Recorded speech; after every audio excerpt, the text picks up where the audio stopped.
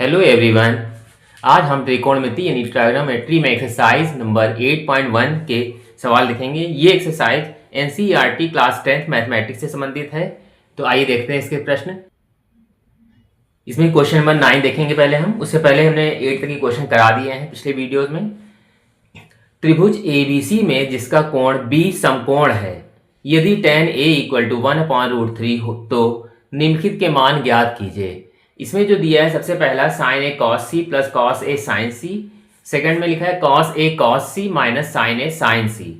तो इसमें जो क्वेश्चन में जो दिया है साफ साफ ABC में B कोण समकोण कह रहा, ठीक है। और हम इसको ऐसे बनाएंगे। सबसे पहले इसको सॉल्व करेंगे, पहला अलग सॉल्व करेंगे। पहला क्या, दोनों मतलब अलग अलग सॉल्व करेंगे, लेकिन पहले हम इससे देखेंगे क्या क्या चीज दी है। यहाँ पे हम एक डायग्राम बनाएंगे। हमने ये किए राइट एंगल, इसमें कहा जा रहा है कि एक त्रिभुज ABC में ये A है, ये B है और ये C है।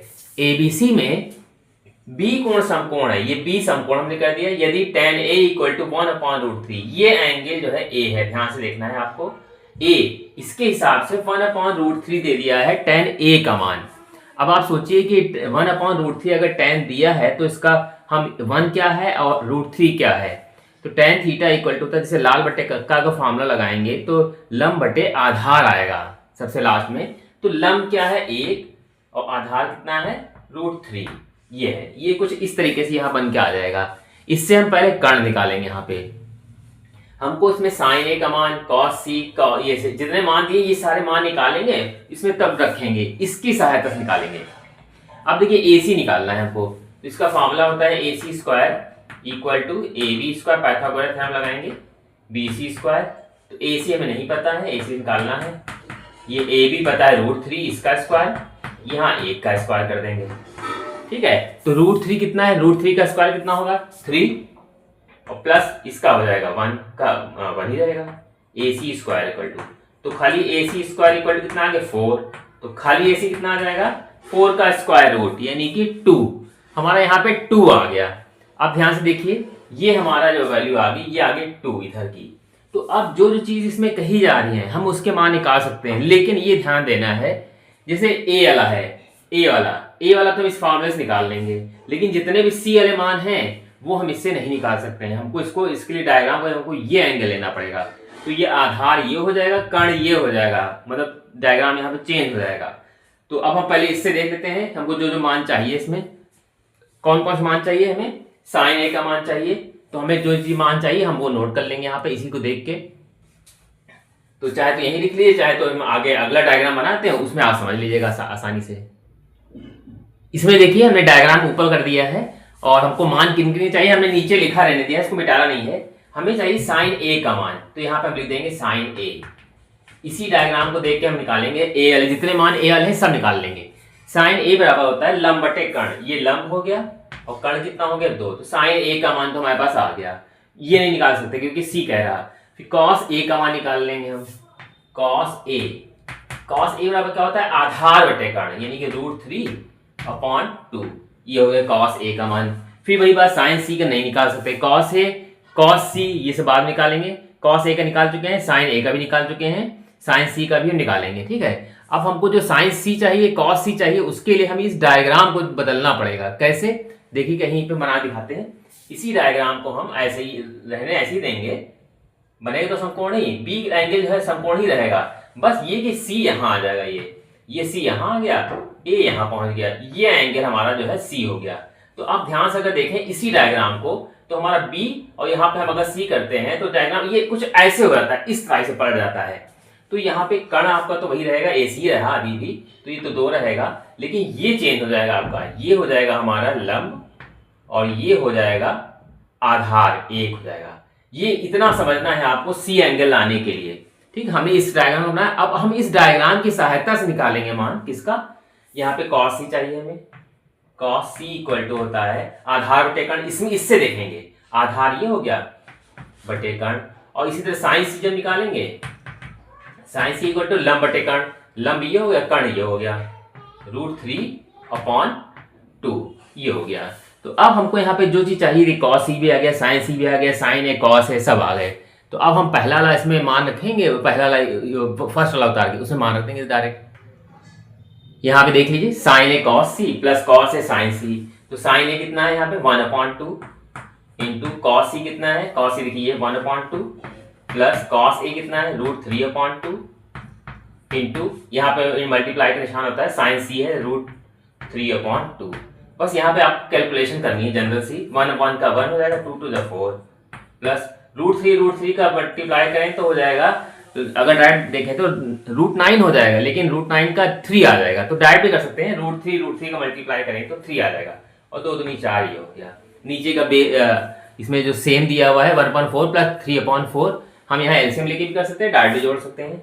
ये हमने 4 ले लिया, 1 + 3, 1 + 3 कितना होगा 4, 4/4, 4/4, 4 कट गया, तो क्या आ गया 1 आ गया। हमने इतना सॉल्व किया, यहाँ पे हमारा मान जो आ गया वो 1 आ गया। अब हम अगला मान निकालेंगे दूसरे वाले का। इसी का सेकेंड पार्ट देखते हैं, cos A × cos C minus sine A sine C। यहाँ पे cos A की वैल्यू कितनी है हमारी √3/2 इंटू cos C कितना है, cos C 1/2 minus sine A है यहाँ पे 1/2 इंटू साइन C कितना है √3/2। ध्यान से देखिए, इसका मल्टीप्लाई करें तो √3, नीचे हो जाएगा 2 to the 4 माइनस ये √3/2 to the 4 ही हो जाएगा। देखिए ये दोनों सेम ही है, माइनस लगा है तो उसका शेष से 0 आ जाएगा आंसर। यही इसके दोनों आंसर आ जाएंगे, एक में 1 आ गया है, यहाँ पे 0 आ गया। अगले देखते हैं 10th क्वेश्चन। ट्रायंगल PQR में जिसका कोण Q समकोण है, PR + QR = 25 सेंटीमीटर और PQ = 5 सेंटीमीटर है। साइन P, cos P और tan P के मान ज्ञात कीजिए। देखते हैं क्वेश्चन आगे इसमें। यहाँ पे देखिए सबसे पहले Q कोण जो समकोण कहा जाए, तो पहले हम इसको डायग्राम बनाएंगे। यहाँ हमने यहाँ पर एक डायग्राम बना लिया इस टाइप से। ये हो गया हमारा Q, ये हो जाएगा P Q, ये हो जाएगा R, ये इतना हो गया। अब हम यहाँ पे क्या करेंगे, यहाँ पर जो है इस डायग्राम में देखेंगे क्या क्या चीज दी हुई है। यहाँ पे PQ दे दिया, यहाँ पे PQ ये 5 सेंटीमीटर है और ये PR + QR मतलब PR + QR ये वैल्यू दे दी है 25 सेंटीमीटर। अब देखिए हमको पहले से PQ पता है 5 और हम यहाँ पे QR और PR और ये QR दोनों इसका टोटल दे दिया 25। तो अब हम QR अगर निकालेंगे यहाँ पे तो QR = हो जाएगा 25 माइनस में PR हो जाएगा उधर, ये ठीक है। ये हमने दोनों वैल्यू इसमें निकाल ली। हमको पहले से मतलब एक तो पहले से पता था PQ की वैल्यू 5 है और यहाँ पे QR की वैल्यू ये आ गई, मतलब ये QR जो है इतना, यहाँ लिख सकते हैं 25 माइनस PR। ये अपने समझने के लिए हमने लिख दिया कि ये मान इतना है। अब यहाँ पे हम पाइथागोरस थ्योरम लगाएंगे। यहाँ पे कैसे, PR का स्क्वायर = PQ का स्क्वायर प्लस ये 25 माइनस PR का स्क्वायर, ठीक, ये इसका स्क्वायर। ये तो था फॉर्मूला कि मतलब कर्ण का वर्ग बराबर आधार का वर्ग प्लस लंब का वर्ग। तो हमें PR तो PR ही रहेगा, PR स्क्वायर = PQ का मान 5 पता है, 5 लिख दिया, प्लस यहाँ पे इसका स्क्वायर लिखा हुआ है तो यहाँ पे हमको इसका स्क्वायर खोलना पड़ेगा। यहाँ पर तो कितना हो जाए 25 माइनस PR है यहाँ पे। तो अब जो है यहाँ पे 25 का कर देंगे पहले का वर्ग, कितना हो जाएगा यहाँ पे 25 का 625 पहले का स्क्वायर प्लस दूसरे का स्क्वायर, दोनों की गुणा और उसका 2 गुना, 25 दूनी 50 PR ये हो गया, ठीक है।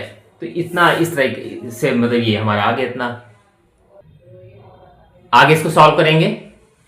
यहाँ पे देखिए क्या है, यहाँ पर ये हो जाएगा PR स्क्वायर = 25 प्लस 625 और ये हो जाएगा plus PR square minus 50 PR, ठीक है। अब देखिए इसको जोड़ देंगे यहाँ पे PR स्क्वायर = ये दोनों जुड़ जाएगा 25 25 650 हो गए ये, plus PR square minus 50 PR।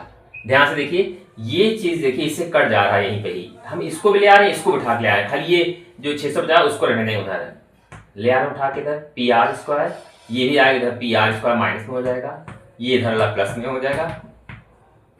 PR = 650 हमने खाली उधर दिया, इसलिए ऐसा करने से हमको एक फायदा मिलेगा, ये दोनों कट गए आपस में, खाली यहाँ बचा हमारा 50 PR बराबर 650। तो PR = हो जाएगा 650 बटे में 50। ठीक है, अब यहाँ पे इसको काट लेंगे। यहाँ पे अगर इसमें नहीं दिख रहा तो आगे देख लेते हैं। पी आर जब निकालेंगे कितना आ जाएगा यहाँ पे हमारा मान, पी आर इक्वल टू जाएगा 650 बटे 50 आ जाएगा। ये 0 0 कट जाएगा, 5 से काट लेंगे इसको हम, तो 5 कम 5 और 1 बचेगा, 5 के 15, तो ये 13 आ गया पी आर का मान। ध्यान से देखिए, पी आर का मान हमारा क्या आ गया, 13। अब देखिए पी आर का मान हमारा आ गया 13 है, मतलब ये लाइन हमारी 13 आ गई। तो अब हम ये क्यू आर निकाल सकते हैं। तो कैसे निकालेंगे, क्यू आर इक्वल टू